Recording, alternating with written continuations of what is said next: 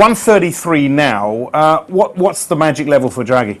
Axel, February the 7th, 130, euro dollar was above 135 when the ECB had the policy meeting, and at the press conference afterwards he made pointed remarks about the euro being fully valued and also the downward pressures on inflation being caused by the euro at that level. The market took that as a signal, pushed it down to the 128s, and now we're back up at 133 as we're coming on air.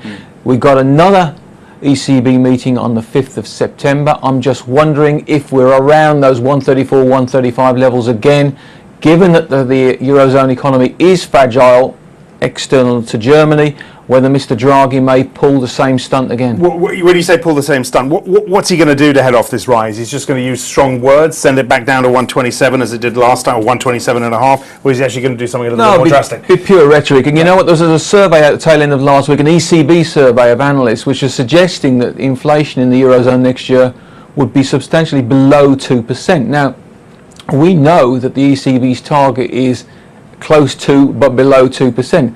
If you've got these predictions already, which were presumably taken before the latest up leg in the euro dollar, it may well be that he can leverage off that to point out further downward risks in inflation, which would be contrary to the ECB's mandate, but consistent with the rise of the euro to the current levels.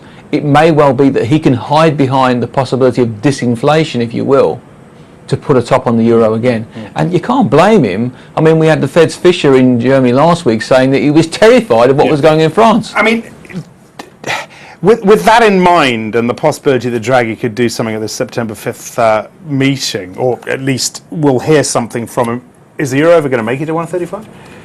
The market may want to push it up, and at the moment the market seems to be ignoring the fact that the Federal Reserve may actually start tapering in September. That will come back, as we discussed before. But the market is unravelling a long dollar position. It's gradually unravelling it. It may well push on to 135, but I know some big guys in Asia, across Asia, Middle East and Far East, who are looking to fade the euro short up there because they're of the opinion that we may get a rerun of February the 7th. Now we've got you here, I want to ask you very quickly about sterling as well, and of course it fits in with euro dollar and the Fed and tapering. The Breaking Views headline today, or one of their pieces, sterling flirts with safe haven status. Now we've talked about this before. Do you think sterling is a safe haven? I read the article and I thought it was very, very well argued.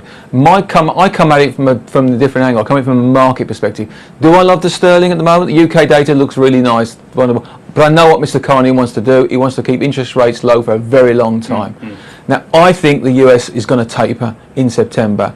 And then how will the market look at it? Historically, myself included, I want to get paid for holding the pound because I know sterling is the widow maker.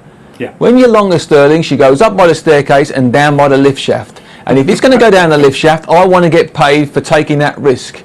If I'm not going to get paid, I'm not going to hold it. And however buoyant the data looks, however nice the UK might look, up here, 155, 156, I wouldn't be going freshly long of the pound. In fact, I'll be looking to get short of it. But I look at it from a different perspective than the Breaking Views commentator.